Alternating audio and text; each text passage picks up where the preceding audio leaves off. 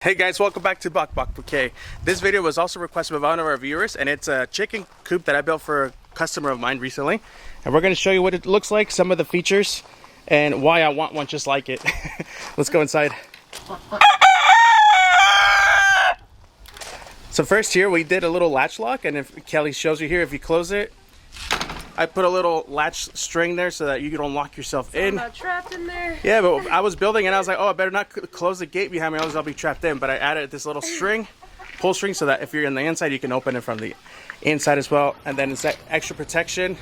Our customer here, they put a little lock with the combination. That's not really necessary, but that's so that a predator doesn't open in the middle of the night using the little claws or paws. Well, the lock is for predators, the combination is for people. That's right, yeah, because, I mean, you never know. Some neighbors could be crazy and come in here and do things that you don't want them to do. But let's go over the coop real quick.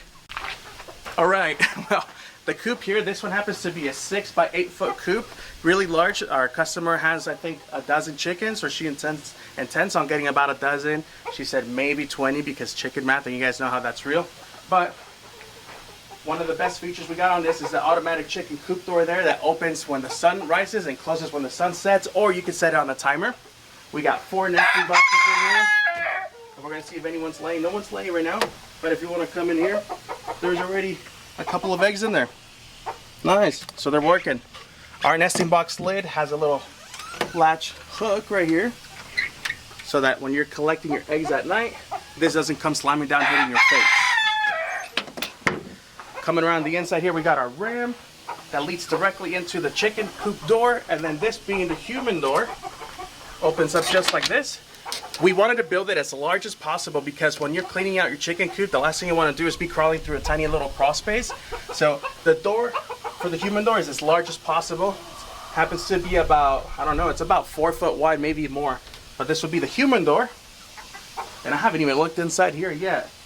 My customer said we had permission to come to her house and check out their coop. They didn't need to be here. I wanted to get them on film, but they're a little shy, so they said, just go ahead and do your thing, guys.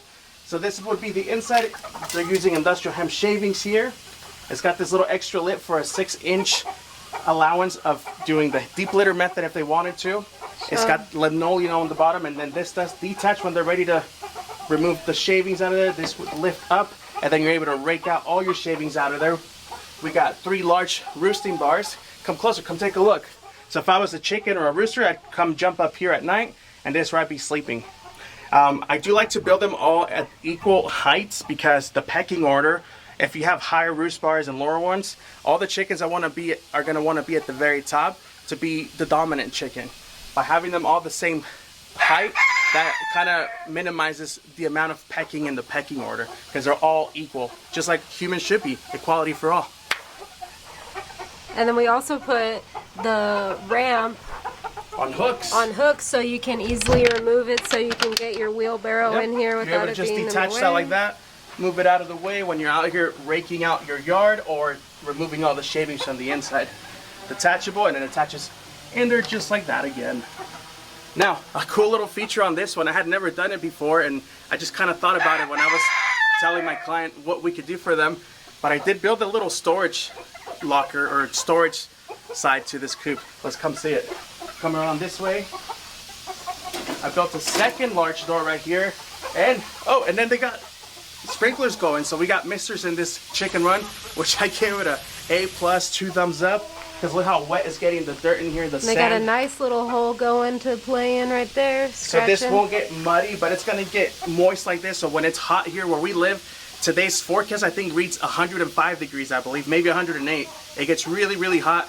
Chickens don't like the heat, as you know. So the misters will let this dirt cool off during the day, so when they come in here and dust bathe, there's some evidence of dust bathing right there in the cool dirt, those holes. They'll be dust bathing with some nice fresh dirt. And this is feeling really good for me because it's already about 100 degrees out, and this one's great. But anyhow, we have a little storage right here. On the side, we have another door. And come close, they got their grubs right there.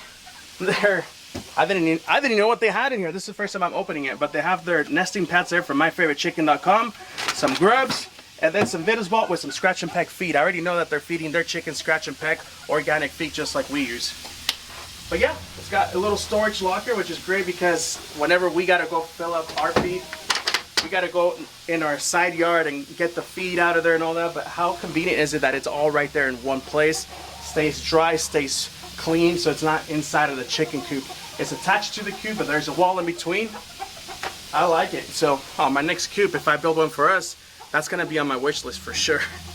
And we also got some boredom busters here, some of our favorites. Yeah, so it's not nothing's hanging on it right now, but I have seen them hang a head of cabbage on there or some broccoli.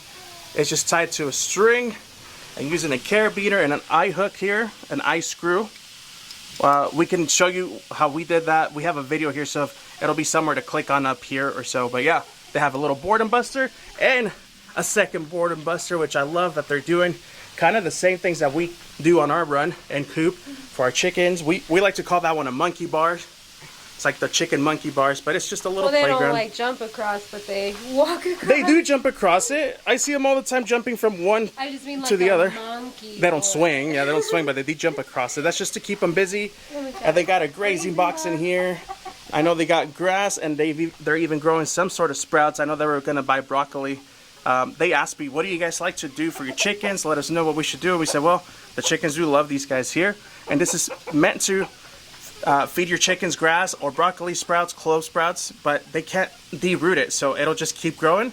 Whatever grows over the hardware cloth here is what the chickens will be able to eat, but they don't deroot it. So it just kind of keeps on going and going and going. This guy here is getting a little feisty with me. He's trying to attack my legs. It's not that he's a mean rooster.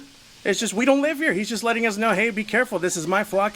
A good rooster will protect his flock. So right now, he almost tried to claw my leg. He didn't get me yet. But that's what he's doing. Nice, pretty, silky boy.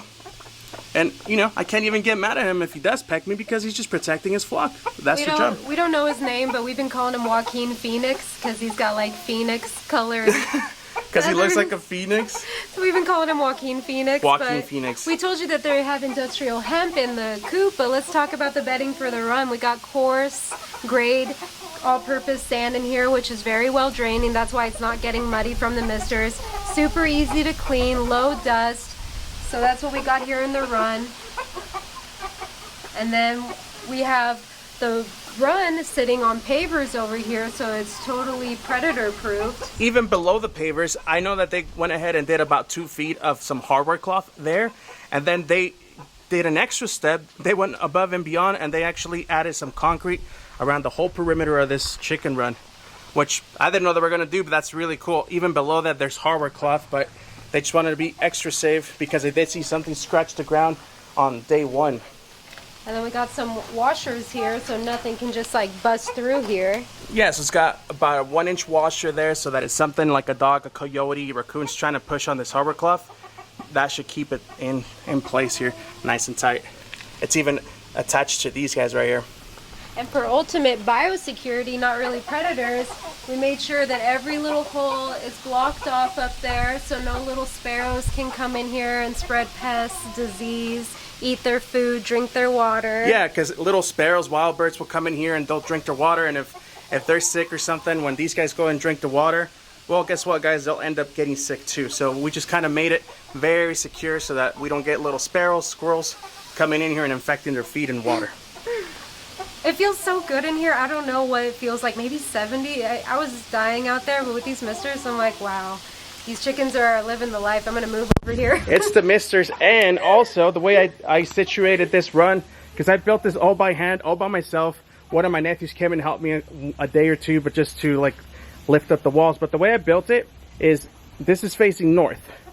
So it runs long ways this way from east to west. Originally, my customer wanted the run to go this way, from south to north, but to get the optimal shade all throughout the day, if you notice here, it's about 1 o'clock in the afternoon and we're completely in the shade. Everything is shaded in here for the chickens, and as the sun progresses and it starts setting over on the west side, they'll get a little sunlight coming in through there, so they'll have the free will to go and sunbathe over here if they want to, but they'll have plenty of shade over on this side. And if you can imagine, in the morning, it's the same exact thing, except opposite. The sun rises on the east side there. So this whole side is sunny, while this side remains all in the shade. But right now, mid-afternoon, everything is entirely in the shade. It feels nice and cool here, even though it's 100+ degrees outside right now. This chicken run is a 12 by 24 footer. I did go with the tin roof. That's what my client wanted. They wanted it to be durable, strong, and sturdy. So we got all the rafting here, even though no one's gonna be climbing and walking up there, but I wanted to build it to last. And he said, I'm really jealous of this coop. I think once we're at a more permanent location, I'm gonna want something just like this. However, most of the time when I just build a chicken coop like this in our particular setup for something way more economical, it's just one of those prefabricated chicken runs that we purchase on Amazon. We can leave the link in the description here if you want to find one just like ours. It's a lot more economical, but I mean, we're in paradise right now in this kind of run. He hasn't attacked. He kind of tried to get a little feisty when we first got here, but there he goes. I spoke too soon. He's just trying to protect this flock. Oh, too late. But, you know, I'll leave him alone. The last thing you want to do is kick him. You don't want to kick him because that'll just entice him even more. He's okay. He didn't hurt me. He just got my shoe. Where we're located in the high desert, in the summer we get highs of about 110 degrees Fahrenheit, and the winter lows about 20 degrees Fahrenheit. So ventilation's really important here. We got these windows open here, and then all of this open up here to let that heat escape in the summer and then let that moisture escape in the winter and prevent frostbite. And then I always suggest my clients to put the coop leveled on some pavers here. We got 12-inch pavers so that it's less wood on dirt contact to prevent termites and the wood from rotting in the elements like rain, moisture from the dirt and such. So right now it's just sitting on these 12-inch pavers, and he wanted to get me again. Let's leave him alone. To each their own, but we don't recommend putting food and water inside the actual coop or hen house because chickens don't eat or drink at night when they're sleeping, and the food can invite rodents or pests to come in there and eat the food, and water can also add unwanted moisture that can become a frostbite scenario in the winter. And if your coop isn't like as predator proofed in Fort Knox as this one, then the rodents can get in there and it's a reason for them to come looking. And with the automatic coop door, it can open up as early as you want them to, so they're not going to go hungry or thirsty. If you guys want to see more videos on how to build your own chicken coop or a slant roof, roost bars, etc., go ahead and click on some of these videos down here. Thanks so much for watching. If you like this video, don't forget to give us a thumbs up, subscribe if the feeling takes you. We'll see you next time. Bye guys.